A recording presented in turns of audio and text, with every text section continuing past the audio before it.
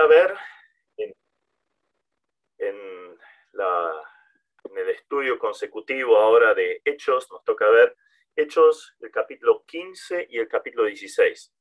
Como son 80 versículos, no lo vamos a leer todos, vamos a ir sacando las ideas centrales, algún pasaje vamos a leer, pero para ubicarnos, estamos después del primer viaje misionero del apóstol Pablo. Allí Pablo y Bernabé vuelven a Antioquía, la iglesia encomendante, la iglesia que los había mandado al viaje misionero, y siguen sirviendo allí. Pero ahí empieza a suceder una serie de situaciones complicadas. Entonces vamos a ver en primer lugar una cuestión de problemas doctrinales. En los versículos 1 al 5 observamos eso, pero voy a leer los primeros dos versículos. Entonces algunos que venían de Judea enseñaban a los hermanos: si no os circuncidáis conforme al rito de Moisés, no podéis ser salvos. Como Pablo y Bernabé tuvieron una discusión y contienda no pequeña con ellos, se dispuso que subiesen Pablo y Bernabé a Jerusalén, y algunos otros de ellos a los apóstoles y a los ancianos, para tratar esta cuestión. Entonces, vemos que allí, después de un viaje con mucha bendición, con mucho fruto, el diablo empieza a obrar también. Desde adentro, o sea, desde pseudo hermanos, falsos hermanos o falsos maestros, o conocidos como los judaizantes. Ellos querían imponer el legalismo sumado a la fe en Cristo. O sea, no alcanza la fe en Jesucristo, sino que había que guardar los rituales de la ley, había que circuncidarse, etc. La expresión que utiliza acá Lucas, esa de enseñaban, está en un tiempo continuo, o sea, señalando un comienzo y una continuidad en la acción. Y eso demuestra lo clásico de los falsos maestros, un fanatismo, un encarnizamiento en transmitir esta falsa doctrina. Si hubiera prevalecido esta opinión, el cuerpo de la iglesia que se estaba formando, de judíos y gentiles juntos, se rompería. De hecho, se produjo una discusión y contienda no pequeña, como dice acá. Y la palabra discusión significa básicamente estar en pie, hacer algo en pie, pero luego también está añadida al concepto de insurrección. Entonces, estaba formándose una rebelión dentro de la iglesia, un conflicto, división de la iglesia. Entonces, todo indica una pelea de palabras con ánimos alterados, con la consecuencia de poder producir una división en la iglesia. Entonces, el tema era de lo más delicado, y Pablo, a mi entender, ya en este momento había escrito la carta a los Gálatas, y era una carta muy dura respecto a este tema, pero como esto ahora se estaba infiltrando también en la iglesia de Antioquía, que era la iglesia modelo, era la iglesia donde justamente convivían gentiles y judíos y se llevaban bien. Entonces, como esto estaba originando un problema muy grave, entonces vieron como necesario ahora ir a Jerusalén y tratarlo con los líderes de la iglesia, apóstoles y los ancianos allí en Jerusalén. Ya en el camino a Jerusalén, versículo 3, la segunda parte, vemos que pasaron por territorios, o sea, ellos venían de Siria, en el norte, ahí estaba Antioquía, fueron pasando por Fenicia y después por Samaria, y fueron dando un reporte de la salvación de tantos gentiles que ellos habían acercado al Señor. Y esto produjo gran gozo a todos los hermanos. Entonces vemos allí el testimonio del crecimiento de la iglesia. Luego llegan a Jerusalén, siguen dando testimonio de esta realidad y de gran cantidad de gentiles que habían creído en el Señor. Pero ahí se arma una discusión.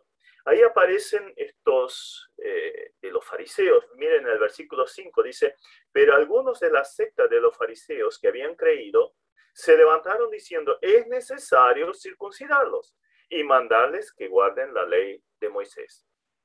Entonces, vemos otra vez que había esta idea de legalismo muy metido dentro de la cabeza de estos fariseos, por lo que dice este pasaje, que habían creído, pero querían influenciar para que estos gentiles también se adhirieran a los rituales judíos. Y ahí es Pedro el que se levanta y toma la palabra y da una serie de argumentos para rebatir esta postura. Entonces aquí encontramos una de las defensas más extraordinarias de la salvación por fe. Pablo escribe algo similar a los Gálatas y también a los romanos, pero acá la encontramos de la boca de Pedro. Entonces, en primer lugar, hace referencia a la conversión de los gentiles en la casa de Cornelio, lo que ya vimos en Hechos el capítulo 10. Primero, él había sido elegido por el Señor para llevarles el evangelio. ¿Recuerdan ese lienzo con animales impuros que bajó un par de veces del cielo? Y con eso el Señor queriendo mostrarle, mira, lo que yo declaro puro, no lo declares impuro. Y como dice el versículo 7, Dios escogió que los gentiles oyesen por mi boca la palabra del evangelio y creyesen. O sea, él se pone a sí mismo como testimonio de lo que Dios ya había hecho. Dios no le había ordenado a predicarles a estos romanos una salvación a través de obras. No, solo predicarles el evangelio y si creyesen ya eran salvos. No tenían que guardar un ritual. Además, ellos habían recibido a Cristo después que Él había sido claramente convencido y guiado a predicarles. O sea, fue una guía clara del Señor y se convirtieron simplemente por escuchar el mensaje del Evangelio. A su vez, si leemos allí en Hechos 10, vemos que ellos recibieron el Espíritu Santo de la misma forma como los creyentes en Pentecostés. O sea, estos que eran todos judíos. Hasta los judíos que acompañaban a Pedro en ese momento habían dicho, wow, mirá, estos reciben el Espíritu Santo igual que nosotros. O sea, por gracia y por fe y sin añadidura de obras. Su fe fue lo único necesario para que sus pecados le fueran perdonados, como dice en el versículo 9. Y ninguna diferencia hizo entre nosotros y ellos, purificando por la fe sus corazones. Pedro termina resaltando también la gracia divina en la salvación. Versículo 11. Antes creemos que por la gracia del Señor Jesucristo seremos salvos, de igual modo que ellos. O sea, claramente resalta el hecho, no hay necesidad de rituales. No hay necesidad de una religión. Lo que se requiere es fe en aceptar ese regalo inmerecido, la gracia de Dios, para poder ser salvo. Y esto es lo maravilloso y diferente que existe entre la salvación por la fe en Cristo y cualquier otra religión. Cualquier religión exige una serie de rituales, buenas obras. Se basa en instituciones, la institución de la iglesia misma, o la intervención de otras personas para conseguir aceptación de la deidad. Buscan en un mediador humano quizás el acceso al cielo. Y la Biblia es bien clara, solo hay un mediador entre Dios y los hombres, y este es Jesucristo. Y esto hay que aceptarlo por fe. Es un regalo de gracia que uno simplemente dice gracias y lo acepta. Entonces, debemos dar gracias a Dios por ese regalo inmerecido. Y si todavía no lo aceptaste, cree hoy en el Señor Jesucristo como tu Salvador. Luego de la argumentación de Pedro, todos se quedan callados. Evidentemente fue tan convincente, tan claro lo que él había presentado que ya no había voces que se levantaran en contra. Entonces, Pablo y Bernabé tomaron la posta y volvieron a contar lo que Dios había hecho a través de la predicación del sencillo evangelio de Jesucristo en ese primer viaje misionero. Cómo se abrieron las puertas, cómo almas se entregaron al Señor, cómo la vida de personas fueron cambiadas. Dios no hubiera permitido este tremendo avivamiento si hubiera requerido un cumplimiento previo de rituales. Y esto quedó lamentablemente en la humanidad entera, el intento del hombre por salvarse a sí mismo, por las religiones, por las obras, por ser buena persona o lo que fuera. Pero acá claramente vemos que la salvación es por fe. Se recibe como un regalo de Dios. No hay que añadirle absolutamente nada. Luego de las palabras de Pablo y Bernabé, le siguió Jacobo, otro pilar de la iglesia allí en Jerusalén. Su argumentación siguió el mismo hilo. Hace referencia al testimonio de Pedro, como Dios tomó un pueblo para sí de entre los gentiles. Esto lo pueden leer en los versículos 13 y 14. Y en los versículos 16 al 18, ve en la conversión de los gentiles, o sea, los no judíos, el cumplimiento de una antigua profecía del profeta Amós, Amós 9, 11 y 12, la cual allí cita. Es una referencia al milenio, o sea, lo que va a suceder después del arrebatamiento de la iglesia, la tribulación, donde los mensajeros predicarán a las naciones y ellos se salvarían. El punto en común de este momento en el milenio y el de la iglesia es que los no judíos forman parte del programa salvador de Dios. Entonces, después de esta discusión, fue el primer concilio de la iglesia en un tema muy candente, porque se estaba queriendo añadir a la salvación por fe las obras. Y entonces se plantaron muy firme. Era un tema doctrinal muy serio, de falsa doctrina, que se estaba infiltrando, que había que erradicar. Y entonces, como conclusión, escribieron una carta, la cual se leería en la iglesia de Antioquía y con unos principios a guardar en todo lugar.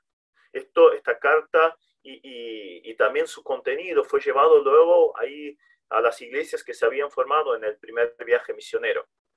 Entonces, ¿qué les instruyeron a hacer? No había que inquietar a los gentiles con esas añadiduras legalistas y simplemente creer en la salvación de Jesucristo. El verbo inquietar, que aparece allí en el versículo, significa poner un obstáculo en el camino para perturbar al caminante. O sea, como si taláramos un gran árbol y lo atravesáramos en una ruta. Bueno, eso significa esa palabra inquietar. Entonces era un obstáculo, era un freno para el avance del Evangelio. Y en el versículo 24 todavía se añaden otras dos expresiones para señalar lo terrible de la actitud de estos legalistas. Aparece la palabra inquietado, que significa agitar en lo más profundo, trastornar por completo, crear temor. O sea, fíjense lo que produjo en esa iglesia. Y la expresión perturbando, que también aparece en ese versículo, se utilizaba respecto a alguien que iba a quedar en bancarrota.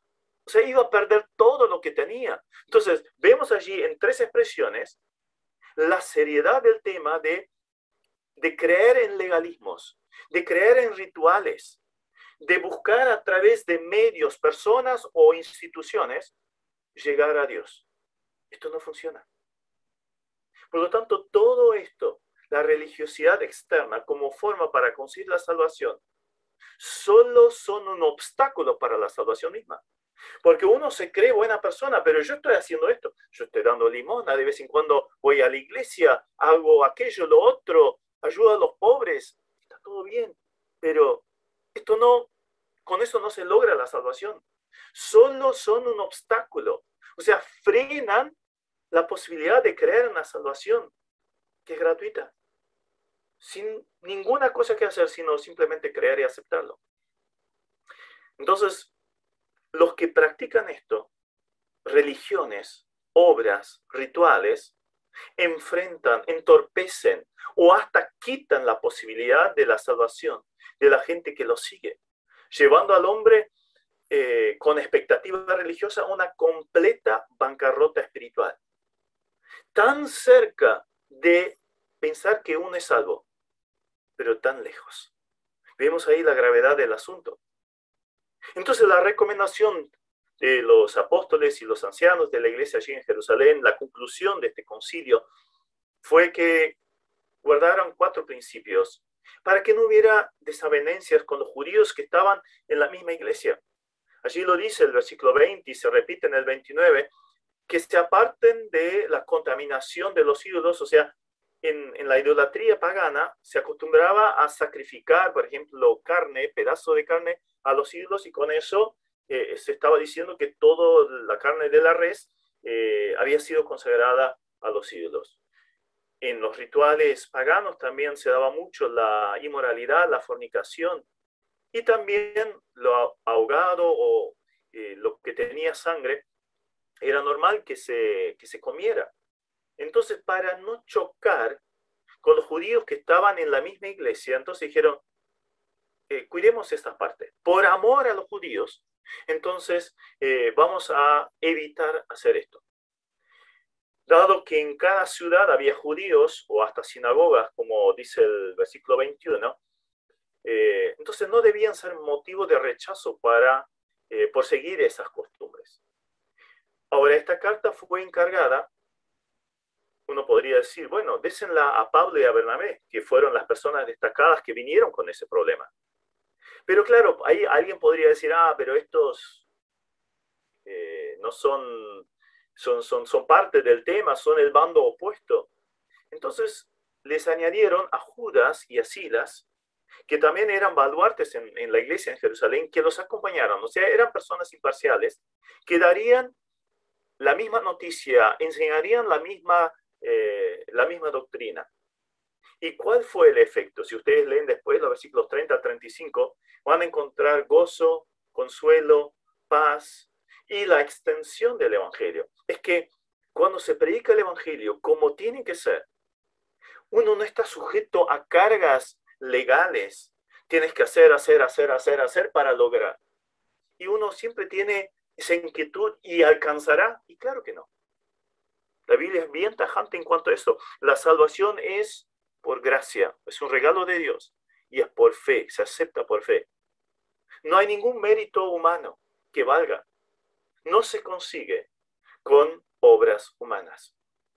Entonces, concluyendo, aquí tenemos el pasaje por excelencia respecto al peligro que produce el legalismo, los rituales, la religión, las obras, cuando son puestas como necesarias para conseguir la salvación. La salvación es gratuita, disponible para todas las personas. Un único requisito: aceptar esta salvación por fe, creer en Jesucristo como Salvador personal.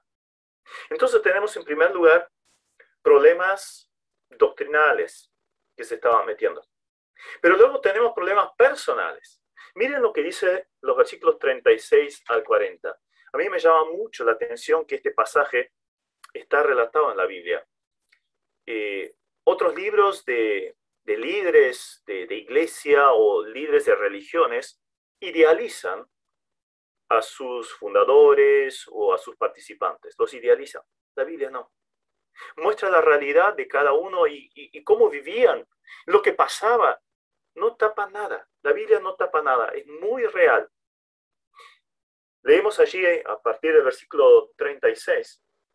Después de algunos días, Pablo dijo a Bernabé: volvamos a visitar a los hermanos en todas las ciudades en que hemos anunciado la palabra del Señor para ver cómo están. Y Bernabé quería que llevasen consigo a Juan, el que tenía por sobrenombre Marcos.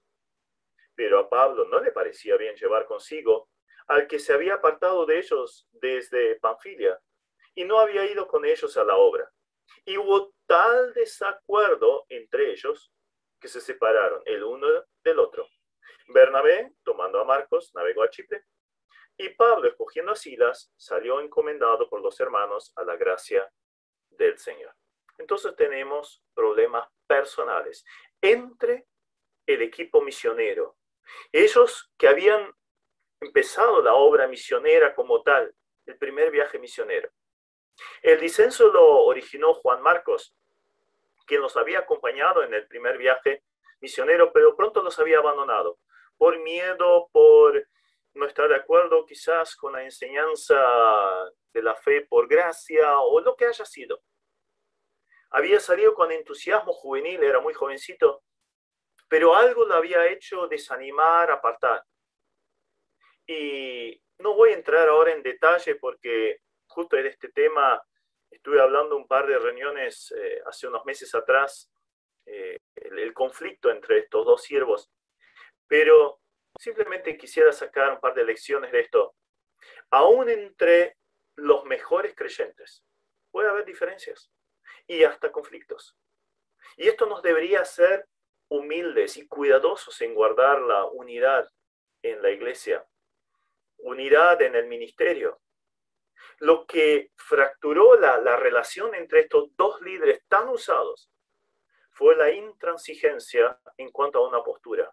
El uno decía, yo voy a llevar a Bernabé, a Juan Marcos, y el otro, no lo pienso llevar.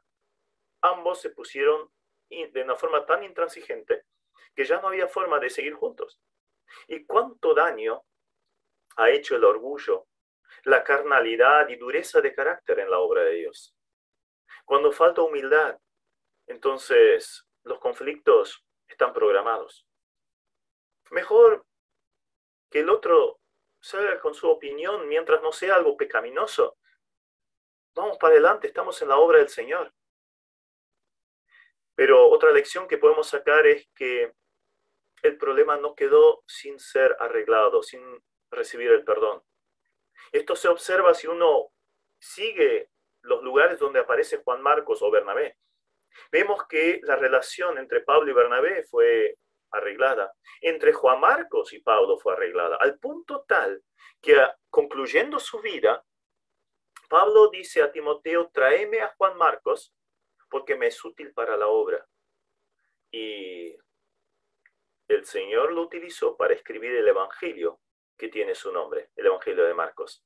Entonces, a mí me apasiona este pasaje porque muestra la realidad del corazón de cada uno de nosotros. O sea, si Pablo y Bernabé se pelearon, esto también es un peligro en el cual nosotros podemos estar. Pero también me muestra la gracia divina, la misericordia divina en el hecho que ahora eran dos equipos que salían a la obra en lugar de uno solo. Aún a pesar de nuestras imperfecciones, Dios sigue adelante con la extensión de su obra, con la extensión de su palabra. ¡Qué bendición! A pesar de que somos infieles, Él sigue siendo fiel. Entonces tenemos problemas doctrinales, tenemos problemas personales. Y ahora, en tercer lugar, vamos al punto de procurar conocer la voluntad de Dios en el ministerio. Esto lo encontramos en el último versículo del capítulo 15 hasta el capítulo 16, versículo 10. El segundo viaje misionero de Pablo, en este caso acompañado por Silas, consistió en pasar de vuelta por las iglesias ya establecidas. Primer viaje misionero, habían predicado, se establecieron iglesias, a la vuelta confirmaron esas iglesias, levantando ancianos. Y el segundo viaje misionero fue a las mismas iglesias para ver cómo iban creciendo, para ayudarles a madurar en la fe, para velar sobre ellas, a ver qué estaba pasando. Vemos en ello una actitud muy importante. Los recién convertidos, las iglesias recién fundadas, necesitan del acompañamiento, del consejo, discipulado, consuelo, ánimo, corrección, enseñanza de parte de las iglesias o hermanos fundantes o maduros para hacer esa tarea. Fue en ese trayecto que se les unió Timoteo, un hijo espiritual del apóstol Pablo, que luego se convertiría en un compañero de gran valor para el apóstol como para la iglesia. Las características de este joven realmente son un ejemplo a forjar y a buscar para la obra y para uno mismo. Luego el viaje siguió al centro de Asia Menor. Y allí leemos algo muy raro, muy raro. Versículo 6. Y atravesando Frigia y la provincia de Galacia, le fue prohibido por el Espíritu Santo hablar la palabra en Asia. Y cuando llegaron a Misia, otra provincia romana, intentaron ir a Bitinia, pero el Espíritu no se los permitió. Y pasando junto a Misia, descendieron a Troas. Y se le mostró a Pablo una visión de noche, un varón macedonio, estaba en pie rogándole diciendo, pasa a Macedonia y ayúdanos. cuando vio la visión, enseguida procuramos partir para Macedonia, dando por cierto que Dios nos llamaba para que les anunciásemos el Evangelio. Seguramente nos podemos imaginar la incomprensión del equipo misionero cuando el Espíritu Santo les impedía, les ponía trabas, les prohibía hablar de Cristo en diferentes lugares. Pero ¿cómo es esto? Podrían haberse preguntado. Allí nadie conocía a Cristo. Entonces, ¿cómo era esto de predicar el Evangelio a toda criatura como Jesucristo les había ordenado? Los discípulos habían recibido una clara orden del Señor de predicar el Evangelio a todo el mundo, a toda criatura. Aunque es una orden general, la cual no deja duda respecto a la tarea que tenemos los creyentes y la iglesia, para la ejecución puntual, local, este pasaje nos señala la importantísima lección de contar con la dependencia y guía del Espíritu Santo para cada avance en la obra. Podemos tener un sistema, un programa, una forma de evangelizar o buscar avanzar, pero esta no puede quedarse sujeta a un plan, un sistema humano. En todo momento debemos mantener una sensibilidad muy especial de estar atento a lo que Dios nos indique, hacer, decir, dónde ir, qué manera utilizar para hacer la obra. Por otro lado, este texto también nos indica que no debemos esperar de brazos cruzados un llamado especial para evangelizar. No, el llamado está. Todos tenemos que evangelizar. No interesa si tenemos el don o no. Somos llamados a evangelizar. Hay que ponerse en marcha, pero con el oído espiritual bien atento a la guía paulatina del Señor. Esto presupone que a veces tenemos que dejar de lado un plan nuestro para darle lugar al divino. Este es el mejor sistema. La iglesia de aquel entonces logró convulsionar el mundo con esta forma dual de evangelizar. Estaba la parte humana, disposición y acción, pero también estaba la parte divina, la forma y el lugar. Entonces, tenemos que analizar cómo descubrimos la voluntad de Dios para nuestro ministerio.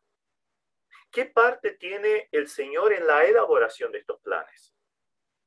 ¿O estamos abiertos a cambios sobre la marcha, si el Señor así lo indica?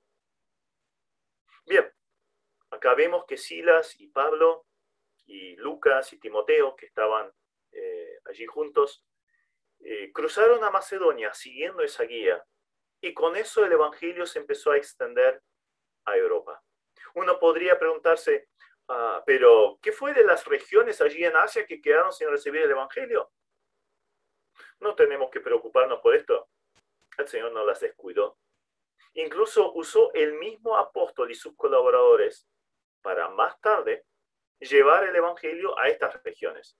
Esto fue llevado a cabo a partir del tercer viaje misionero que vamos a ver luego en otra ocasión, donde Pablo quedó gran tiempo en Éfeso, que está allí en Asia, y el impacto de esa labor, estar 2 años y poco más en ese lugar, fue tal que los enemigos del Evangelio, los que adoraban a Diana de los Efesios, esa diosa pagana, cuando acusaron a Pablo y su gente, en Hechos 19:26 dicen, pero veis y oís que este Pablo, no solamente en Éfeso, sino en casi toda Asia, ha apartado a muchas gentes con persuasión. O sea, los enemigos del Evangelio dan testimonio que el Evangelio fue llevado por el apóstol Pablo prácticamente a toda Asia. En otras palabras, Dios está en control. Cumplamos nuestra tarea donde el Señor nos indique, pero no quedemos inactivos. Entonces vemos la búsqueda de conocer la voluntad del Señor. Pero en cuarto lugar, vamos a ver también la persecución en Europa. A partir del versículo 11 vemos esto, ¿no? La primera ciudad donde predicaron el Evangelio en el continente europeo fue la ciudad de Filipos. Allí se reunieron con mujeres piadosas que se juntaban a orar junto al río, y esto demuestra que no había suficientes hombres judíos como los 10 requeridos para formar una sinagoga. Allí fue donde se convirtió Lidia y luego toda su familia. Pero como es normal cuando uno empieza a predicar el Evangelio, el enemigo se levanta. No le gusta esto. Va a buscar estorbar. O viene de adentro o viene de afuera, pero quiere estorbar que el Evangelio fluya. Entonces vemos allí en el versículo 16 que cuando Pablo y Silas y su grupo de gente iba camino a la oración, se cruzaron con una muchacha que tenía espíritu de adivinación, la cual daba gran ganancia a sus amos adivinando. Según el diccionario del griego del Wine, la palabra para adivinación es pitón, o sea, como la serpiente. Era en la mitología griega el nombre de la serpiente o dragón que guardaba el oráculo de Delfos, pero que fue muerta por Apolo, y de ahí el nombre pasó al mismo Apolo. Más tarde la palabra se aplicó a los adivinos o magos, considerados como inspirados por Apolo. Por lo tanto, la pobre chica estaba endemoniada y por este poder pretendía adivinar, y obviamente los que sacaban rédito de esto eran unos hombres sin escrúpulos que la utilizaban para esto. Y sigue el relato en el versículo 17 y 18. Esta, siguiendo a Pablo y a nosotros, daba voces diciendo: estos hombres son siervos del Dios Altísimo, quienes os anuncian el camino de salvación. Y esto lo hacía por muchos días. Mas desagradando a Pablo, este se volvió y dijo al espíritu: te mando en el nombre de Jesucristo que salga de ella. Y salió en aquella misma hora. Entonces, vemos acá que los demonios tienen absoluto conocimiento de quién es Dios y quiénes son sus siervos. Nombra a Dios como el Dios Altísimo, el Elión en hebreo, el absoluto, el soberano, o sea, el más grande. Obviamente Jesucristo es superior y tiene dominio sobre los demonios. En este caso, por invocar el nombre de Jesucristo, el demonio tuvo que abandonar la vida de esta pobre chica. Pero esto hizo que sus amos, habiendo perdido la fuente de ingresos, lo sublevaron a la gente, a las autoridades con falsas acusaciones contra Pablo y Silas, al punto que los azotaron sin haber habido un juicio y los metieron en el calabozo, en lo más adentro. Allí pusieron sus pies en el cepo, o sea, un bloque de madera donde se recortaban agujeros para meter los pies y se cerraba. Es una forma súper incómoda, dolorosa de estar sentado. Realmente muy complicado. Y imagínense, no podían apoyarse ni siquiera contra la espalda, que estaba destrozada por los azotes que habían pasado. Pongamos la situación. Intentemos sentir un poquito lo que vivieron estos dos hombres. ¿Por qué digo dos? Porque solo fueron Pablo y Silas. Pero si eran al menos 4, faltaba Lucas y Timoteo. Es interesante que solo estos dos fueron encarcelados. Ellos eran judíos. Lucas, en cambio, era gentil. Y Timoteo lo era a medias, tenía un padre griego. La acusación era, lo vemos allí en el versículo 20, estos hombres siendo judíos alborotan nuestra ciudad. O sea, vemos una mezcla de antisemitismo y anticristianismo en esta acusación. Y esto no es casual. Siempre los judíos son atacados, hay mucho antisemitismo en el mundo desde siempre, desde que existe el Estado o la nación de Israel. Pero en el momento de que sucede esta historia, fue el momento donde reinaba el emperador Claudio y él había expulsado a todos los judíos de Roma. Entonces, en todo el imperio romano estaba marcado por un antisemitismo muy grande. Y ahora, estos, por ser cristianos y por ser judíos, bueno, fueron a parar a la cárcel. Pero de todas formas, vemos que el enemigo se levanta cuando alguien predica el evangelio. Observemos cómo tiene atadas a sus víctimas. Pobre chica. Los que le siguen no les interesa el bienestar de la gente cuando hay ganancia de por medio. Pero observamos también que solo Cristo puede dar verdadera libertad. Y en el tiempo apostólico los apóstoles podían ordenar a los demonios abandonar a las personas. Pero algo inaudito sucedió en la cárcel. Si seguimos con la historia, vemos que en el versículo 25 dice, pero a medianoche, orando Pablo y Silas, cantaban himnos a Dios y los presos los oían. Imagínense, una espalda hecha jirones de piel por los azotes, los pies en el cepo, una posición imposible para poder descansar o dormir o lo que fuera. Allí ellos cantaban himnos a Dios, oraban y cantaban himnos a Dios. Y ahí Dios interviene. Manda un terremoto que hizo saltar las puertas, las cerraduras, los pedazos de madera con los cuales estaban sujetos. El carcelero, suponiendo que los presos habían huido y lo que esto significaba en el Imperio Romano era la muerte segura, porque había descuidado su tarea de vigilar sobre los presos, entonces se quiso suicidar. Antes que lo llegara a hacer, dice en el versículo 28, Pablo clamó a gran voz diciendo, no te hagas ningún mal, pues todos estamos aquí. Y allí este hombre hizo la pregunta más importante que existe. Señores, ¿qué debo hacer para ser salvo? Evidentemente el mensaje, pero sobre todo el testimonio de estos hombres, ya lo había impactado. Él también escuchaba sus oraciones, escuchaba sus cánticos. Estos hombres tan maltratados y cantaban. No, estos tienen algo que yo no tengo. Y necesitaba urgentemente. A lo que siguió la respuesta más sencilla que existe respecto a la salvación. Cree en el Señor Jesucristo y serás salvo.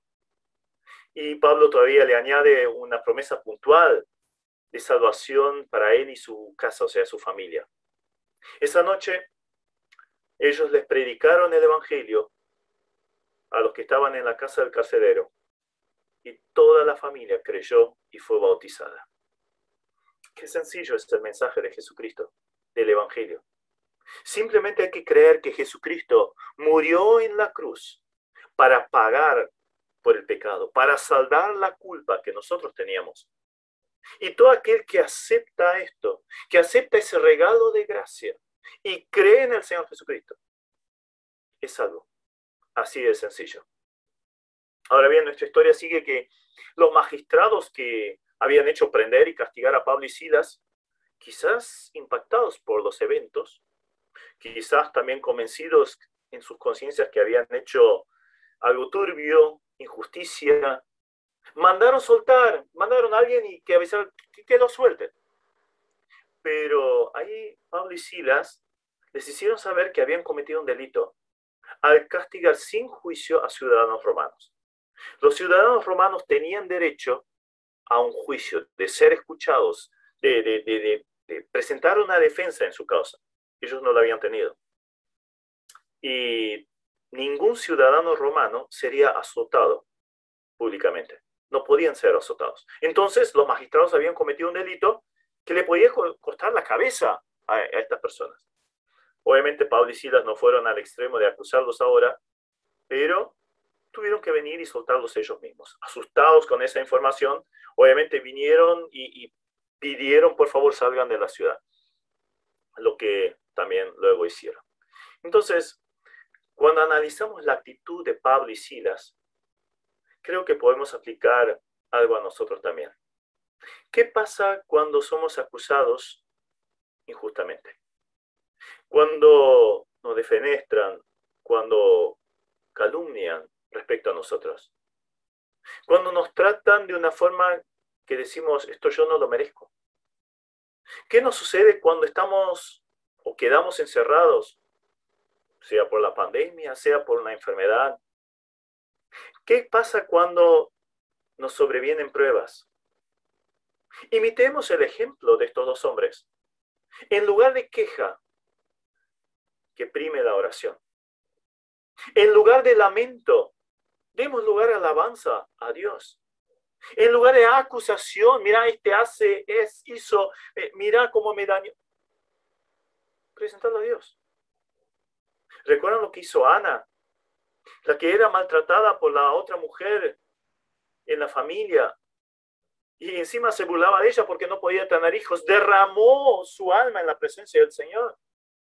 Ese es el camino correcto, en vez de insultar, lamentar, criticar, estar deprimido, orar y alabar al Señor.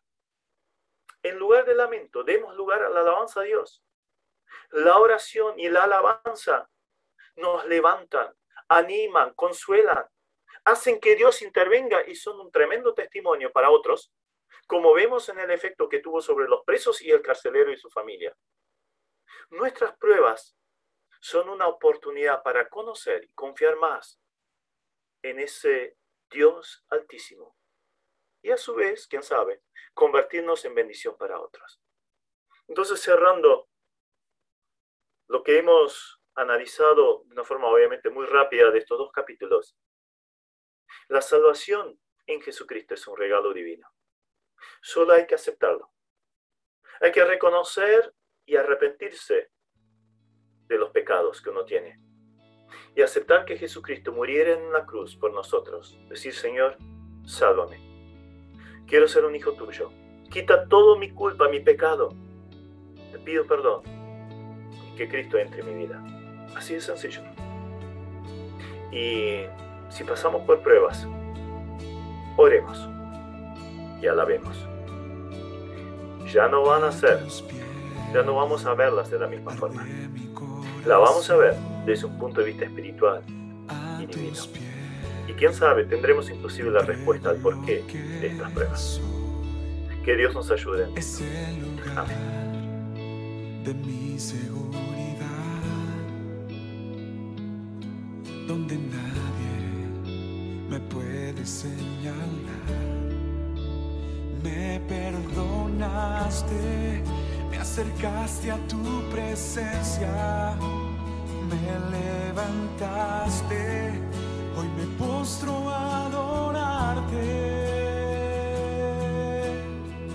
No hay lugar más alto, más grande que estar a tus pies, que estar a tus pies.